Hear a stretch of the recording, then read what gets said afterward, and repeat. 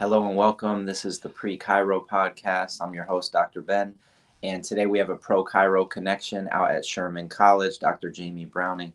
Dr. Jamie, thank you so much for taking the time to just share your perspective, insights, and experiences with any students that are on the path to becoming chiropractors or thinking about maybe becoming a chiropractor one day.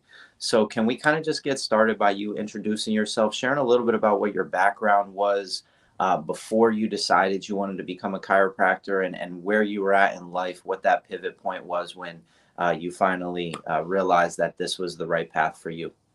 Yeah, absolutely. First of all, I think this is a great idea. I wish I had this before I went into school.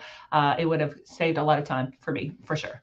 For me, I actually had no idea what chiropractic was growing up. Zero clue. I lived right down the road from Sherman College. Zero clue. I ended up going to college and playing volleyball and developed severe migraines to the point where I was phonophobic. I practically lived in a coma. I was shy of using narcotics because I couldn't play using narcotics. So I did everything else that was on the market. Flash forward, I ended up getting a degree in psychology. And if anybody knows, psychology degrees pay minimum wage. So I started to look at HR, loved HR, worked a contract job at BMW. It was an amazing position. But then that contract ended and I was left in no man's land. I ended up working in the reserves in the Navy. And along that path, I applied for a blind ad at Sherman College. I didn't know it was Sherman College. I thought it was USC Upstate because it said Spartanburg. So I wouldn't have probably applied. I'm glad it was the way it was. Mm-hmm. And I got a job in admissions here. Thank God for a woman named Lisa Hildebrand who gave me a job. And I was a clean slate. They love that because I learned the philosophy from Sherman College from the get. I had no idea what chiropractic was, and they taught me. From there, I worked here for about a year, and then I heard a phenomenal man named Reggie Gold speak on our campus. And at that time, I was in a master's in counseling, top of my class, and was just not being fulfilled. And I knew that something else was out there for me. And Reggie just kind of hit the nail on the head. Whereas something like a master's in counseling is wonderful and it helps people work through things, but they don't necessarily get an answer. They have to find that answer. Whereas chiropractic's life. It gives you life back. It connects you to who you're supposed to be, and brain body connection and health. For me, it just clicked. So I walked into Lisa's office, handed her what she thought was a resignation letter, and it was an application to come to the program. So that's how I got here. I have another part where I got into upper cervical, but I'll let that walk down the line. But yeah, I'm at what's called a career changer. Yes, career changers. So can you kind of just talk about how the master's in counseling and also just being a volleyball player and living in South Carolina and growing up there really kind of helped shape your path of, like, once you did get to chiropractic school, now you're a chiropractor, now you have specializations, but like reflecting back, those times of life or those things you were interested in, how do they still play a role in your life today? Oh, yeah, sure. So I will say, being a former athlete, I don't know how athletic I am these days, but a former athlete, it really helped me when I got into chiropractic school because chiropractic can be kind of an athletic event. You have to learn how to do all kinds of techniques and setups and so forth. And for me, that became an easier process because of my abilities that I had, gained through volleyball. The other thing that I would say too with a master's in counseling is people love their chiropractors and they tell them a lot of things, and you have to help them through a lot of things in life, even if you're not expected to. So for me, that's not a hard process for me. I'm able to talk to patients and work. And my patient base right now is complex care. So my patients have chronic whiplash injuries, cerebellar tonsillar ectopia, dysautonomia. So I have to sit with them and work through what they're going through. Even though I'm just giving them chiropractic care, having that insight has really developed my skill set when dealing with those kind of patients. Hmm. And then entering into Sherman College as a student was obviously different than being a faculty in the Oh, yeah. admissions department. What would you say that you gravitated towards early on? What did you eventually come to and find your passion in? And really, like, what was it about that attracted you to it? So in the beginning, and I probably should back up and say my first adjustment was on this campus. So when I was a staff member here, I had an intern give me my first adjustment. I mean, I'm Sherman through and through. I love Sherman College to no extent, even if I didn't work here. So I really didn't have an idea. I knew chiropractic was what I wanted to do. So the first year of school, when you get into chiropractic school, is basic sciences. So you kind of just get through that process. You learn what you need to know, and you kind of hold on to it. But then you kind of work your way into, well, now where do I go? Well, at this point, I had my health was, again, I had developed migraines. I said that, and I was starting to develop IBS. I had what's Here, called pause. Why, can you silence that or do not disturb that? We can edit no. this part out. It's all Okay. good. I don't know if I can. Oh, you don't know if you can? Okay. It's all Because good. I'm wondering if I cut this out, then it's going to show up. Hold on. No, you know what I'll do? I'll just X out of it. Sorry, Ben. It's all good. See if I can detach.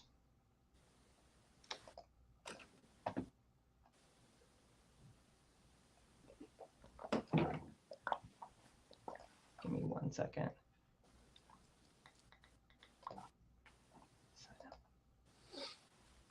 Okay, maybe that will work. We'll see. Hopefully that If works. it doesn't, it's all good. So let's just start that one more time. You get to chiropractic school. What was your student experience like early on in the program, and which directions did you gravitate towards? Okay. So for me, when I came to chiropractic school, I know I wanted to be a chiropractor. And in looking back, my first adjustment was on this campus. So I know my life could have been changed greatly with chiropractic. And it did. At that time, when I had my first adjustment as a staff member here, I had terrible migraines, and they reduced down tremendously. I had a quality of life that I hadn't had. But after about a first year of being here, my migraines were still kind of there. And then I started developing IBS. I started developing what's called TMD, which is TMJ disorder. And I was just a wonderful person to be around. So at that point, I was a little frustrated because I was looking for something that, because I knew chiropractic worked and I wanted it to help all of my things, which everybody does, right? Well, at that time, I had a friend in class who said, there's this upper cervical guy down the road who does knee chest. And so we had learned knee chest here, and I was very lucky. I learned knee chest and side posture from Tonine Gilardi, Dr. Tom Gilardi's daughter. So it was awesome. So I was referred down, though. I went down and sat with, he's now just recently passed away, my mentor, Dr. Stephen Conicello. And we went down to his office and we do Friday night sessions. And that's where, the green books came out. We learned philosophy even deeper than we did here, which is we learned a ton at Sherman. And then we did x-rays, we analyzed x-rays, we got adjusted. And after my first upper cervical adjustment, my TMD went away immediately. Within 2 weeks, my IBS was gone. And within about a year and a half, my migraines were gone. So I tell my students, you go from being a prisoner of your own body to being liberated and free. You have to go share the story. You have to go down that pathway. So for me, it was a no-brainer. So upper cervical was where I went. And I have gone through layers of upper cervical stuff to this point. And I'm 12 years out, graduated, that I'm now at a completely different level. And I feel like I'm kind of creating my own path at this level. So I'm excited about the upper cervical work that I'm doing. And yeah, let's unpack that now. So let's start with the person who's brand new to upper cervical, and then let's actually continue walking them through maybe the different avenues that you could take within the world of upper cervical, maybe I guess the different techniques or approaches, and then hone in on the approach that you decided to take and what it is that you really appreciate about that, and get into some specific details of how that approach works. Okay. So for those who are unaware about what upper cervical is compared to just regular full spine chiropractic, upper cervical care tends to focus mainly on the top two bones underneath the skull. The reason being is there are no bony locking mechanisms in that area. So they are held together by soft tissue structure, which is ligaments, muscle tissue, and so forth. So if you were to cut all that, as Dr. Julie Mayer Hunt loves to say, you could take the atlas and spin it a 360. So because it's such a vulnerable area, and the reason why it's that way is because for survival, we have to be able to look over our shoulders, and men survive with their wives because they can do this, right? So you need those kind of abilities. So because it's so vulnerable, it also, it puts it in a position where when it does subluxate, right? So when it misaligns and creates a distortion between the brain and the body, it really cannot unlock itself. Whereas the rest of the full spine, not saying that there doesn't need to be care there, but it can essentially, because there's a path for that bony lock to move, it can move. So when someone subluxates up in the upper cervical spine, we have to, in order to be very specific in our intent and how we're going to adjust that person, we have to take advanced imaging. We have to take multiple three-dimensional x-rays at least. We are now in the world of cone beam CT and upright MRI that we can use as well. There are different techniques in the upper cervical sphere that just focus in this area that are very specific. And those are, like I mentioned earlier, knee chest, which is where I started out and which I still have some patients that get knee chest. There is side posture toggle, which is what Sherman College was founded on with Dr. Tom Gilardi. There is also Blair, which is a side posture toggle. Well, it's not toggle, but side posture move. Sorry. And then there's orthogonals. There is orthospinology. There's advanced orthospinology. There's advanced Atlas orthogonal, and then there is Epic. And so there are lots of options out there for techniques. Now, if you love math, the orthogonal groups are for you. They are all mathematic based. They're gonna come up with vectors and lines and all kinds of stuff. If you are and there's also NUCA who does that as well, and they're a manual base. If you really want to have a hands-on approach, the options for you are NUCA in the orthogonal world or knee, chest, side posture, or Blair. So if you want to touch people when you do that adjustment, those are your options. From all of these groups, what has been really great is the upper cervical affiliation that's happened with the ICA, so the Upper Cervical Council. What it's done is it's brought everyone to the table. So all these techniques are sitting around learning from each other at this point. So my knowledge base has grown because I entered into something called the Diplomate of Craniocervical Junction Procedures. So if you're looking up research on upper cervical stuff, you're mainly going to look up craniocervical junction because that's how the literature reads for most part. So it's called craniocervical junction procedures. It's all the techniques. We come together, we learn from each other, and then we go through really complex imaging, ways to adjust really complex cases, and then to know how do we manage very complex care with other paraprofessionals. We don't want to give our patients away. That's not what we're wanting to do, but we want to be able to say, okay, at this point, you're going to need this type of care, this type of care, this type of care. But we want to make sure that those people on the other side of that table, the paraprofessionals, understand where our role is, and we have this symbiotic relationship. So that's where I am. The kind of patients that I see mainly, like I mentioned earlier, are people who have traumatic events that have happened to their cervical spine, whether it's through whiplash events, whether they have played football all of their life or other sports, or like me, volleyball. When I played volleyball in college, I used to slam my head against the floor constantly diving for balls. Didn't really realize the damage I was doing until I, again, started developing all these horrible things. And then dysautonomia is probably my biggest passion. It's something that I have. Dysautonomia is in my world, is a secondary condition where it comes from trauma. So the patients that I deal with a lot have dysautonomia, and chiropractic care is wonderful for people with dysautonomia. We just have to know when and when not to adjust a person. And then we just need to let their body heal, because dysautonomia patients experience a lot of symptomatology, and a lot of it is just normal adaptation to life.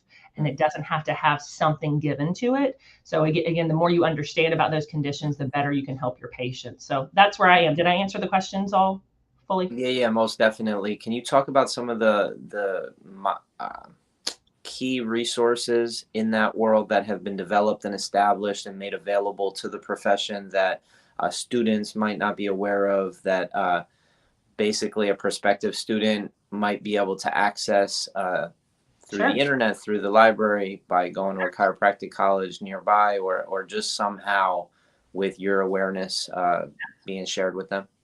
Yeah. So the cone beam CT world is fairly new for chiropractors. And if you think of cone beam CT, you think of a dentist. So when you go to a dentist, you go put your chin in that little cup and the thing goes around your head really quickly, and we get three-dimensional images.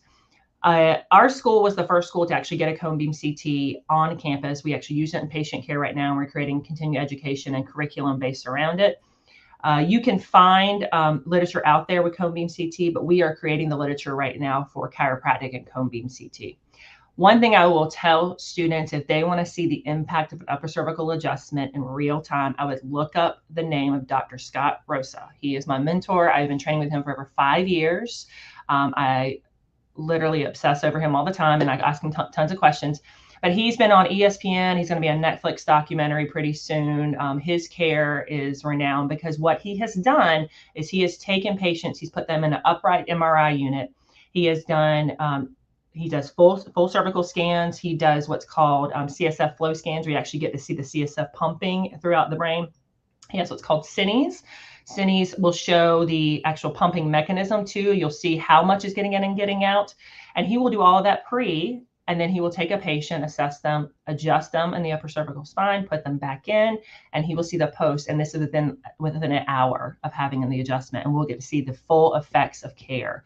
So the stuff that you'll see with him is like Jim McMahon and those kind of people have, their lives have been completely changed from his kind of care, and they've told the world about it. In fact, the concussion documentary and so forth, a lot of those NFL players, the ones who are still thriving and kicking and still trying to fight for their life, they're seeking this kind of care. This is the kind of care that they have heard about, and it's what it does is it doesn't go back and fix the damage. It doesn't go back and give them everything back, but it gives them a quality of life. And that's what you'll hear in that documentary, where they wanted to kill themselves, commit suicide, or whatever. Now they feel like they can function, they can continue on with their life, and they don't feel like it's over for them. So that's the kind of thing that you'll see. And I can't think of anything else that's more dynamic than that. If you want to see the power of an adjustment and what it can do for someone's life, it's absolutely amazing, the work that he's doing. Mm-hmm. Can you elaborate a little bit more on cone beam CT? What is it about that diagnostic that you find so valuable? So here's the thing. So X-ray has been our traditional path in chiropractic, and it's been great. The problem with the X-ray is you're looking at about a 40 millimeters-ish or more of material in one image. When I take a cone beam CT, and so if you think of CT and you thought, okay, well, my grandpa got a CT done in the hospital, that's a lot of radiation. That's not the same with cone beam CT. Cone beam CT is not a fan that continuously runs around the patient. It literally is a cone that comes out of radiation around one time, circular around the patient. And now I can take that image and I can slice it all the way down this way, and this way within millimeters. So I can see exactly what's going on with this patient at an exact certain area. I no longer have to guess and look through my X-ray and kind of say, okay, I think that's the area I'm looking for. I think this is the actual misalignment here. I get to go in and look at it. And then the other thing that cone beam CT does is it volumizes, because it uses a voxel imaging system. So if I take those voxels and I put them together, I can create what you look like on the inside. It's kind of cool to take, so it sounds gross, but to take the skin off a patient and actually dive in and look at their bone structure. And a patient loves to see that too. It's the coolest thing to see your insides. And once you see those kind of things start to make sense on why you're experiencing what you're experiencing. Mm-hmm. And with our program, we have a phenomenal DAC that we use out of Palmer, Florida, named Dr. Matthew Richardson. So he reviews those images, he looks for all those nuances, and he does a great job at it. So you get twofold. You get a great read from a great DAC who actually really loves upper cervical chiropractic. And then on top of that, you get really good analysis, and you can be more confident that your chiropractor knows what they're doing at that certain time. Amazing. Amazing.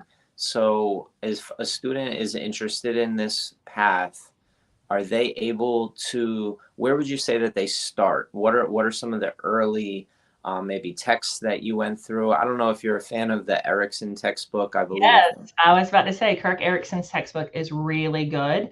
That is such a good synopsis. I would encourage students to start there. I can't remember the full title of it. If you'll post it. Yeah, I've got it. Okay. How can we get creative and give some prompts to students that are going through that book? Because there's a lot of citations, there's a lot of categories or sections that are in that book that could really be used as a guide to explore all the different symptoms and conditions and things that people come in with that upper cervical chiropractors have been able to demonstrate through research have been helpful. What are some creative prompts that we can use to get students to engage with that material, to maybe reflect on the material or do deeper dives, out of the one citation that's there under a category? It's very true. I would actually use the categories that he puts it in. So he has categorized so much stuff in that book. But for example, in the very beginning portion of the book, it breaks down the entire upper cervical subluxation complex. So I would start there to understand how dynamic that subluxation can be. When we think of subluxation in the upper cervical world, or in chiropractic in general, we tend to just say, okay, the bone misaligned, it's creating an issue and I need to adjust it. But in reality, it creates a dynamic issue within the body, one that we don't want to happen, right? We want to undo that. So that breaks that down. The other thing it does is he puts into categories. So one thing that we use a lot in our world is thermography. So when I do in my dysautonomia world, I've worked my way into thermal imaging. And there's a group that you can actually look into and actually get an idea about thermal imaging if that excites you out of that book, especially. It's called American Academy of Thermology. That's who I train with. And they are a group observed by the CDC, FDA, all those kind of people observe their instrumentation, and they use thermal imaging to do also. They're a medical group, but at the same time, they train chiropractors and dentists and vets and all kinds of stuff. But you can look at their information and you can see how thermal imaging can find dysautonomia in a patient. It can find certain areas that are not adapting. And that's what we want to do. We want to help a patient adapt. So that's a good resource.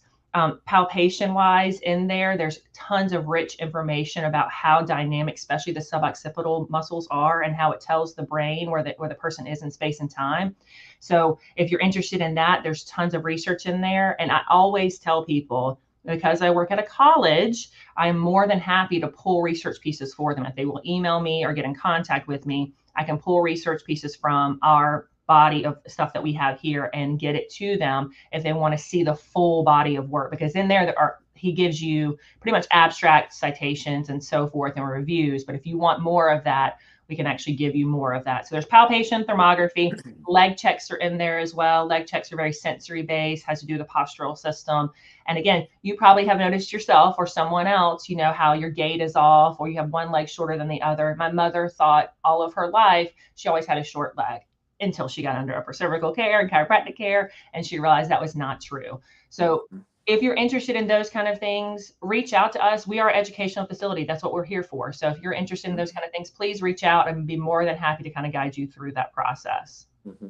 In the last phase of the pre-Chiro program, there's an independent study opportunities, the capstone project. And that's where my question really came from is, and maybe I can reframe the question and ask you, is there any creative things you've seen students doing, or are there any guiding questions as you blaze this new trail for yourself and create curriculum that are really just helpful in having people think outside of the box or think beyond the current amount of information available to think of, what could be done by maybe students if there was a science fair to really explore certain questions or demonstrate through visuals what it is that they're going to dedicate, their life to.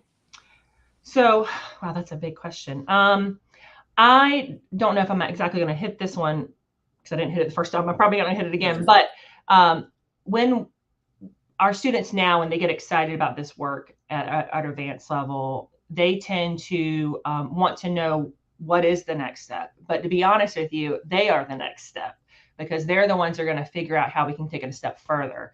I have a friend, Dr. Chris Chapman, out on the West Coast, who's phenomenal. And what he's done with cone beam CT is he started to analyze airway. So when someone goes and has an upper cervical subluxation, their airway tends to constrict.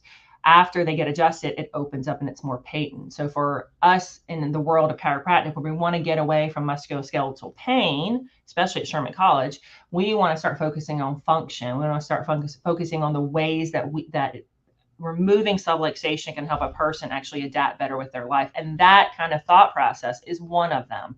And there's a lot of stuff he's doing right now with breathing and stuff, again, after subluxation is removed.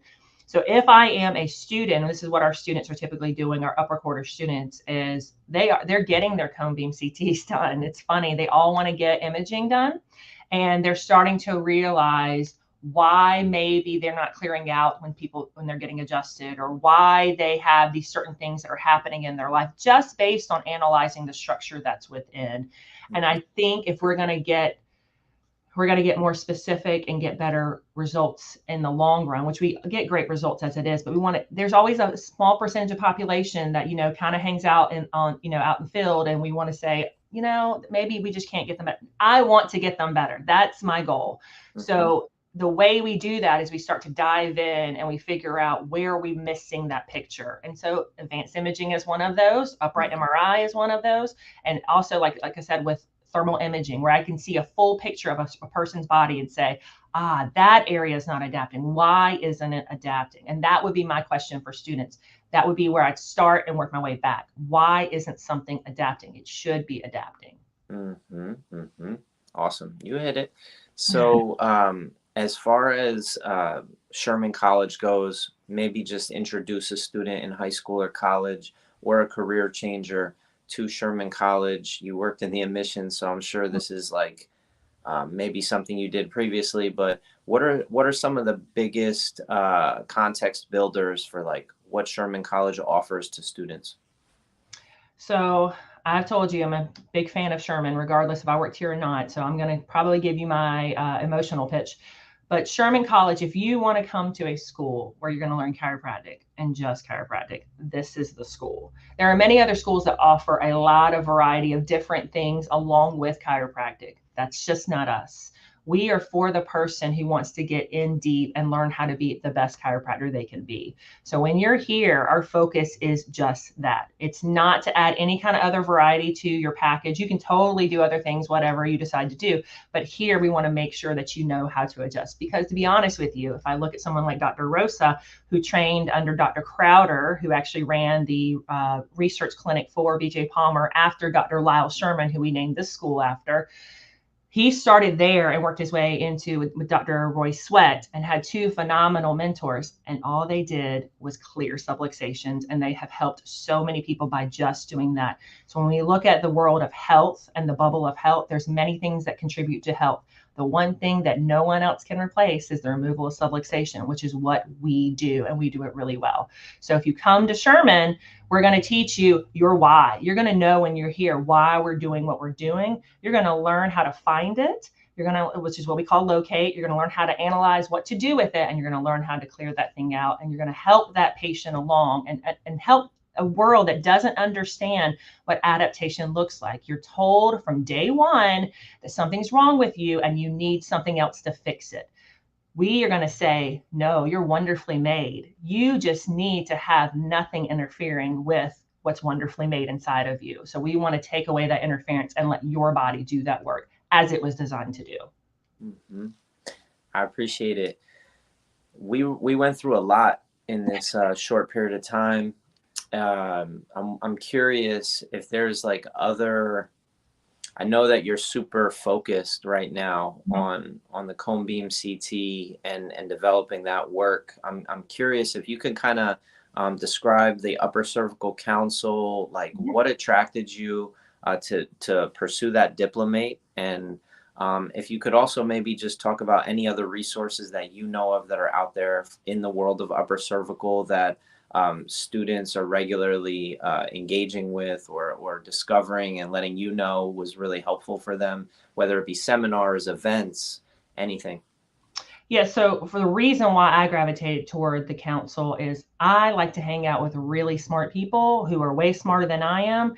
And that's what the council does. It brings people together with different perspective. It's refreshing, even within the bubble of upper cervical, two bones, bubble of upper cervical, we tend to stay locked, if you're in a technique, into your own ideas. But we get to come to the table and share conversation and say, oh, you're doing it that way. Oh, that's how you're analyzing. That's what you're thinking, and have that discourse and then build research. There's already been research that's coming out of that. In fact, I'm the chair of the research committee right now, and we have created a bibliography where you can go in and just ask for this, and this that comes out. And it's either connected to the upper cervical region or it has care of the upper cervical region. So anything that you could want, we're trying to build that database.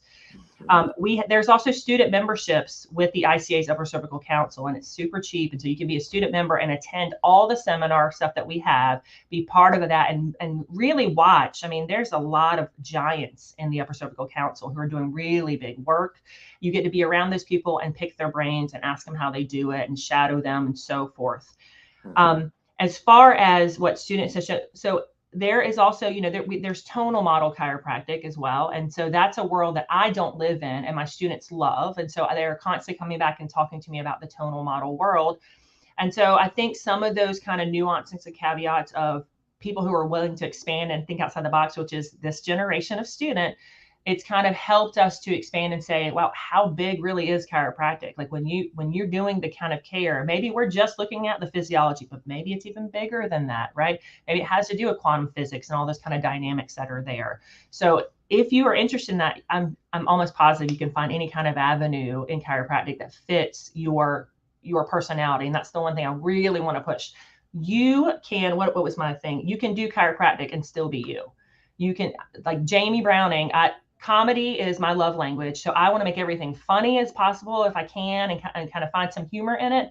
But also I took a test years ago about personality, and I found out the number one thing that drives me is specificity. It's funny. If I give a gift, whatever I'm doing, I just want it to be specific.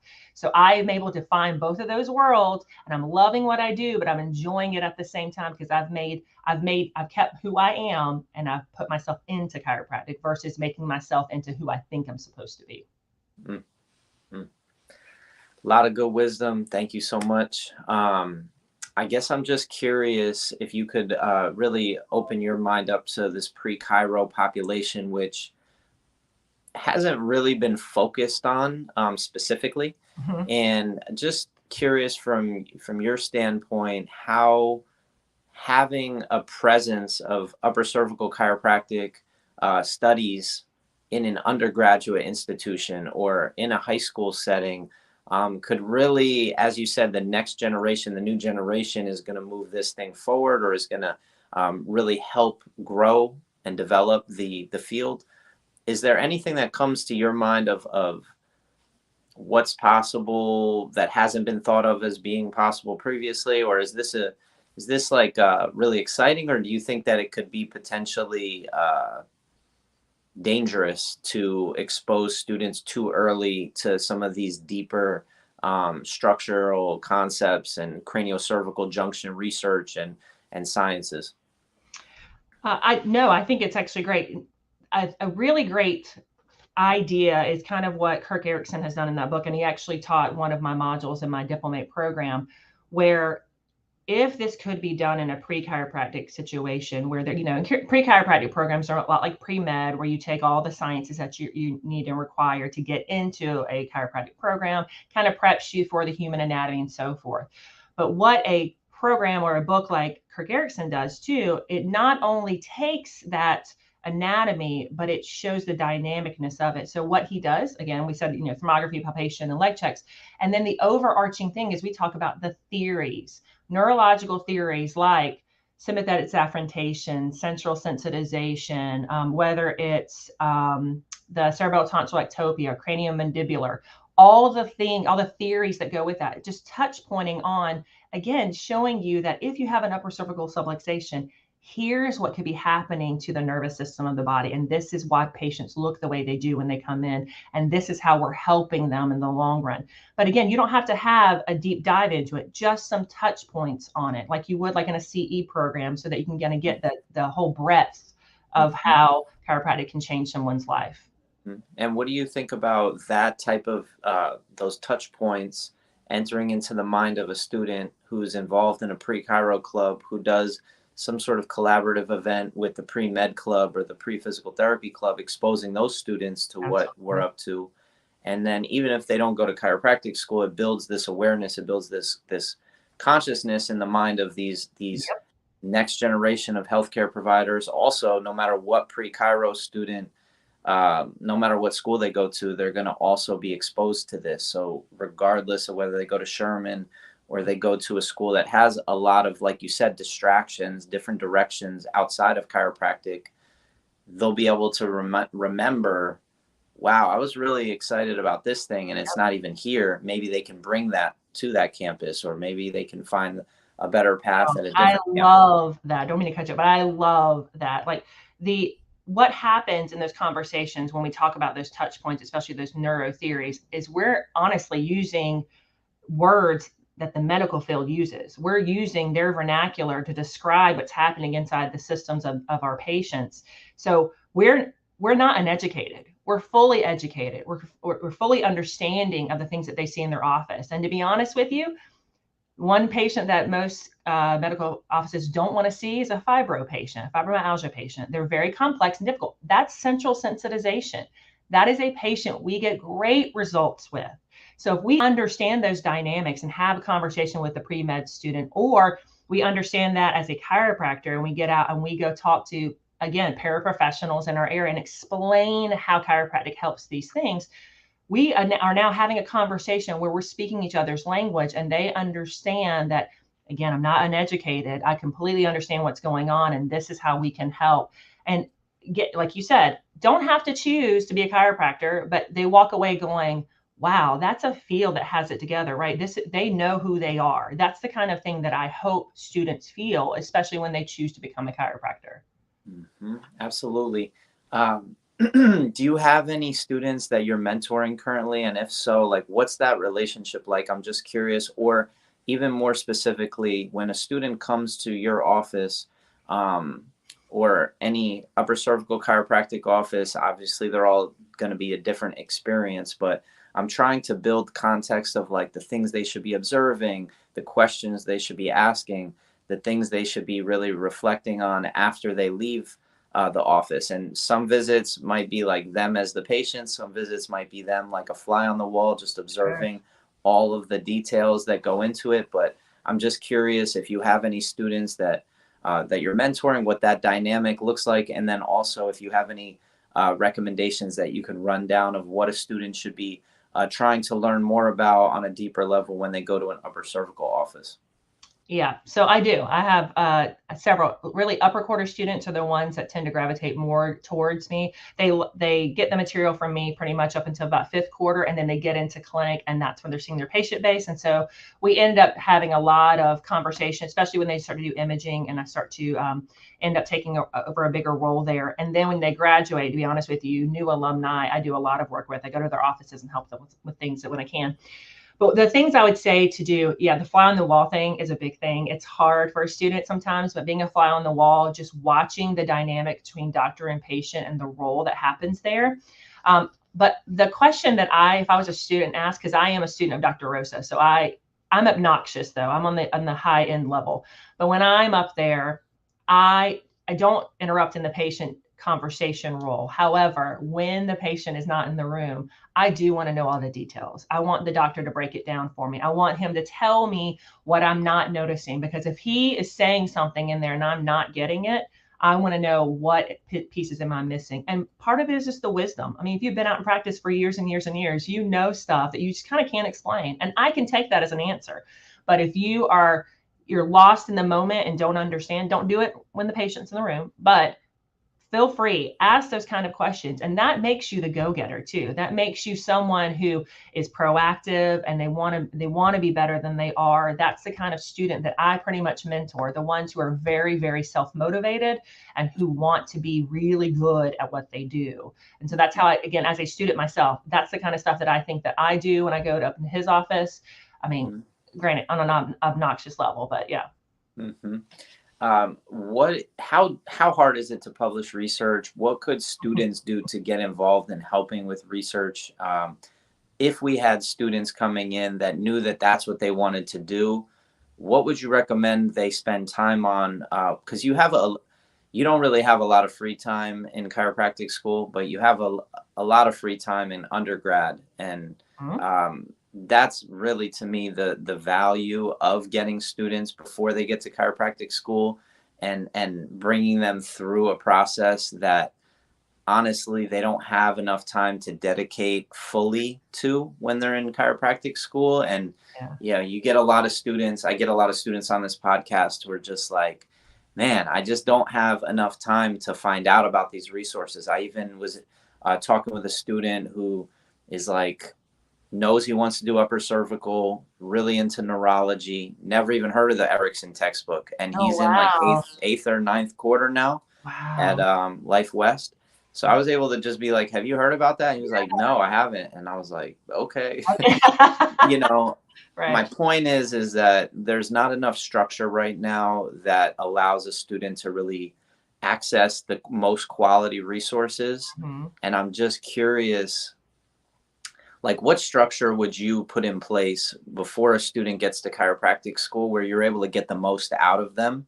And then if they want to do research, how can you leverage like their familiarity when they enter the program? How can you leverage that maybe early in the program? What are some things that we can maybe pay chiropractic students to participate in, or pay them to do things? I really am big on creating jobs because I feel like No, I love it. students are poor and they have a Yes. lot of abilities, but they Yes, don't have a lot of time. So if they're going to be paid to do something, it has to be really specific. absolutely. And I'm just curious how you would guide that structure development, because that's kind of what we're doing here anyway. So what we have done traditionally, and pay would be an awesome thing, when we have students who are, if you already love research, and because those are my people, and they're not a lot of them. So if you love research, one thing that you can do is, and it's going to sound very boring, is work on the building a bibliography. And that would be something that a chiropractor would pay you absolutely to be part of. We had a great student in the ICA Upper Cervical Council named Justin Bedrosian, who is now Dr. Justin Bedrosian in Canada, who really helped us build our body of work when it came to the ICA's Upper Cervical Council's bibliography. If Mm-hmm. there are pieces, and everybody has this, if there's something that you find exciting that you found research wise, or your aunt got diagnosed with something, and so you started going down the rabbit hole, which is what we always end up doing, and you found some really cool research pieces that you think will link to the things that we need to know and understand, or even has chiropractic research involved in it. Those are the kind of things that you need to hold on to, and we need to put into our database of bibliography items so people can pull it up for research at any time. If you are interested in doing research in the future, I will say research has to be a love of your work. Research is great. You need a team. If you're doing it by yourself, it ends up taking forever. But if you have a team of people and you figure out your roles in it, so we have someone here on campus who loves to write. He's really good at writing proposals and research. That's rare, but he loves it. So he's put himself out there. He'll do that for us. And then we have someone who loves statistics. And so we have someone who has trained as a statistician. So we have someone to do biostats. And then we have people here who just want to do the work. So you're going to have team roles. So think of that. If that's what you're interested in, what team role would you like to play? Would you like to be the person who just comes in and does the work? Do you want to be the person that analyzes the data? Do you want to be the person that puts it all together and makes it look pretty? Are you really good linguist? Do you write well? Those kind of things. That's the kind of stuff that we would need from you. And then a bibliography. If we just have a bibliography built, we can build a bibliography for each research piece very easily because we just pull from our database. So research can be complex and it can take a lot of time, but once you have a team together, really your time ends up just taking into trying to submit to different journals. That's really what the time will be. And that's a much better use of your time versus building research takes forever to build. Mm-hmm. Sweet. I appreciate you. Is there any final thoughts that you have, or any questions that you have that you want to throw back at me, or that you kind of want to just bring up to the surface to students that they ask of themselves? I'm just curious what's on your mind after kind of going through all of this stuff. Great. First of all, I mean, seriously, thank you for doing this. This is such a cool thing. I love that you're doing this. So I just want to say for a student, remember earlier I said you can keep you and do chiropractic, right? Still be you. Whatever your desire is, you can do that in chiropractic. So you can be a pediatric chiropractor, right? There's been videos I've seen that you've had of that, right? You can work with athletes, or if you want to deal with geriatrics, my God, please, I hope there's more geriatric people out there because the geriatric population loves chiropractic care. For me, it came from my life experiences. That's why I am today. I've had tons of trauma and injury, and I have a subset of Ehlers-Danlos syndrome. So I end up having lots of issues. So I need complex care. So that's the complex space that I'm in. Whatever path that drives you, you don't have to, again, you've seen a chiropractor in your hometown maybe, or you've heard about chiropractic and you've only seen one kind of type. You can make it your own. You can do whatever you want in chiropractic, and still keep chiropractic as it is, as it's supposed to be, but you can do it your way, which I love with this field. there's not many other fields that do that. I have friends who are physiotherapists and they love their work, but they work in a hospital system and they work with broken hips.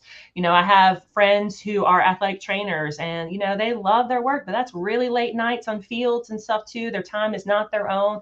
Again, in chiropractic, you can set who you are and you can be who you are and give really good care that no one else can give. And you can keep who you are in the process. So it's just one thing I just really want to drive home that, you don't have to be like somebody else. You can be you. Mm-hmm.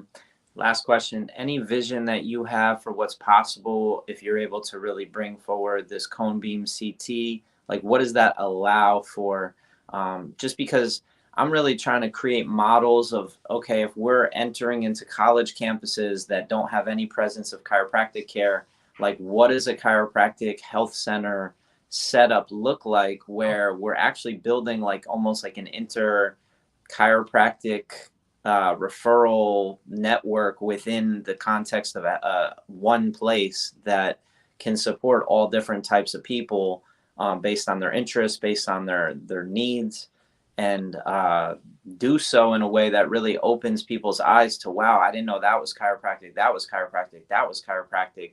And we start to really actually build context for the general public through our college campus. I feel like we need to position chiropractic in college campuses just because that's where like the people that are going to become the professionals that are learning and that are under enormous amounts of stress and living in a very toxic environment, they can be helped the most, but also appreciated the most. And they also are in this container for 3 to 4 years. So we've got their attention.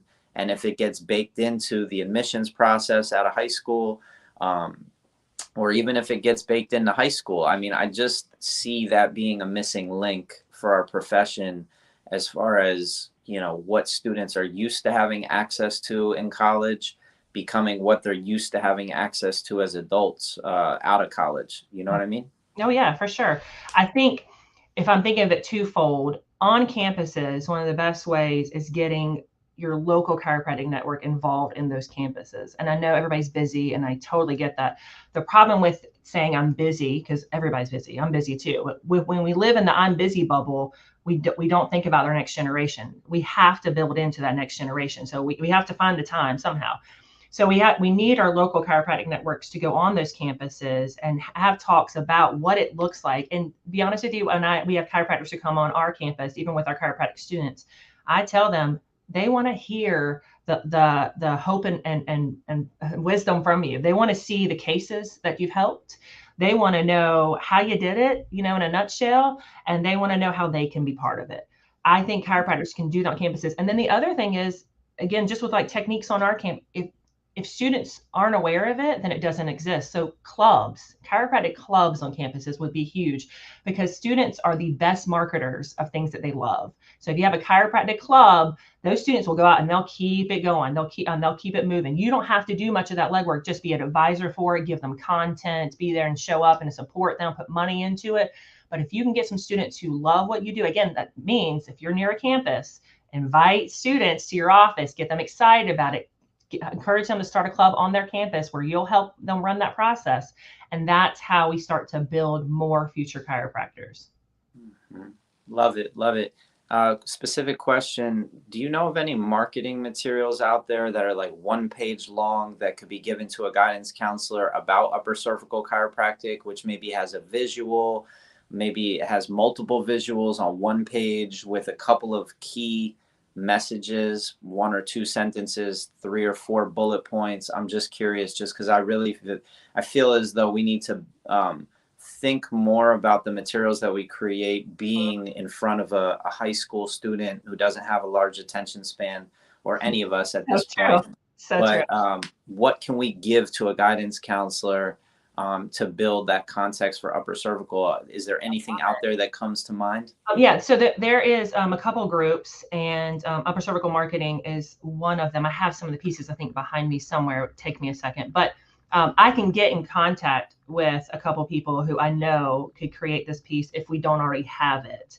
And then I know Sherman has its own piece. Its piece is more about generalized chiropractic, but we do in the council, we are working on it. We have an educational group that just works on how to build students into the body of upper cervical.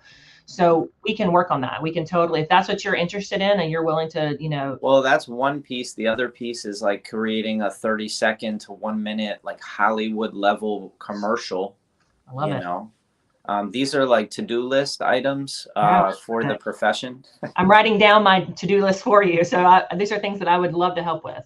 Yeah, I appreciate it. Because at the end of the day, like if we don't, I've been talking to some film production companies, and it's about 25 to 30 grand to create a 1 minute video, like commercial, that's like really high quality, which has, 3-4 days of shooting and a couple weeks of editing to be like jumping from scene to scene every second. And I think that that's a great way to dedicate resources to, I saw the Foundation for Chiropractic Progress did a video that they made a big deal about that was going to be in front of the Olympic viewers. And there wasn't a whole lot of chiropractic there. There was a woman running, and then it showed her in a white coat. And it was like, okay, I don't really know. Message, right? Completely missed the message, right? Yeah. Yeah, so it's like it just showed to me that a Black woman who's an athlete could become a doctor one day, but it wasn't like clear as to like what kind of doctor. What kind of doctor, exactly. And she wasn't necessarily a chiropractor; she was just a doctor. So we need to do better with that. Yes. And basically, we have a lot of money that's been centrally being accumulated in certain pockets of the profession. And I'm not sure what their agenda is, but I know that there's a lot of people with their heart in the right place that have a lot of money. Yes. And you don't get to take it with you when you go. I know that a lot of people talk about generational wealth, but that's right. That's right. I know that places like Sherman just revamped their whole campus and raised millions of dollars. But it's like, now that the campus has been revamped, now where are we going to dedicate the next $5 million to? And I can't think of anything better than, like, right now, just to keep building context for you, pre-med has over 850,000 hashtag pieces of content, created in the name of pre-med, but pre-Chiro has about 200 pieces of content total. So it's been totally missed. And it also is showing, like, I think pre-PT is about 650,000 pieces of content. So wow, we're not even in that game. And if the profession, wants to adapt and reach its full potential. Yeah, well done. There's the primary subluxation needs to be identified. And these questions have never really been asked. So you got to say the quality of the questions is really going to determine the outcome or the quality of the outcome. But basically, I just pose these questions because you're a thinker, you're a scientist. So just to give you context also on the program, how I'm contextualizing the study of chiropractic in sort of a new way is I broke innate up into inner state.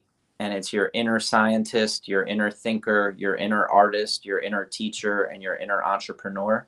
And I think that everybody needs to start to see themselves as those 5 things, as opposed to what can sometimes be elusive and vague and a little hard to put yourself in this identity of being a chiropractor when chiropractic represents so many things. And you might see chiropractors that are very polarizing and might rub you the wrong way. It happens to every single student. And then they start to either accept that that person is different, or they say, oh my gosh, I don't like that person, or I don't like that group, or I don't like this. And it fragments us, and it makes everybody move in different directions. And what I've realized is that the beauty of that is that everybody's moved in different directions, but gone super duper deep in their own direction to try and make it the best that they possibly can make it and reach its potential. So we just need to organize all of the resources, organize all of the people and places and seminars and events and organizations and companies and clubs and, build the ecosystem in a cohesive way so that nobody's more important than anybody else. And students coming into the profession, they do recognize the differences, but they also have shared experiences with other students. And they say, oh my gosh, you go to that other school. That's for you. This school is for me. Go for it. I think you're using the word unification, which is what, well, I mean, we do. We absolutely I'm a bridge builder. I want to get that person over there talking to this person over here. That's exactly how I feel too. Yeah. I want to unify some on our common. We all have a common core idea, right? Yeah. And then you can have your variety of what comes out of that common core. Yeah, absolutely. Yeah, I appreciate you letting me riff on that. And No, it's I, awesome. I just turn it back to you of like, you kind of just seeing, you may be seeing that gap that I'm describing and maybe agreeing with me, but I'm just curious, like, what's at the root of that, and how can we address the root cause of why our profession is, and like, is this the solution that's going to address that root cause, or do you feel as though there's a different solution that's maybe more impactful? I can't really think of anything more impactful right now on like 10 or 15 different levels than this, but I'm open if you have ideas. No, I think you have it. And without giving too much of my personal opinion on these things, I tend to think that when we live, and I call it the chiropractic bubble, when you live in the bubble and you only speak to people who speak bubble, then you tend to say, well, okay, well, I'm doing my area of the bubble better than your area of the bubble. Whereas we're still here. And then there's the world outside of here. So we end up creating content and talking at each other versus how can we share it with the rest of the world and get more people on board, because it's that tipping point thing, right? Everybody's about the tipping point percentage, and we're not there. And the reason why we're not there is because we keep going at each other versus saying, hey, we all have, like Bob Brooks, God bless him, he has passed away, he was one of my mentors, and he used to always do the box analogy. We all have a box, there's holes in the box, and we're all looking through the hole at what's inside. We all see a piece of the truth, and not no one can be completely wrong. And that was how he said it. He flipped the script. So we all have something to bring to the table. But there are times when, again, big personalities and chiropractors as a whole, God bless them, I love them. They are rebels by nature. And so they want to fight, which is awesome because you have to in this kind of field, right? You got to get your message out. You got to fight. But we end up aiming that at each other versus uniting and fighting to get our picture out there, who we are, what we do, and so forth. And so the narrative right now is controlled by what people know as one chiropractor here and one chiropractor there and so forth. That's the narrative versus we create the narrative. Yeah, I completely agree with you. Mm-hmm.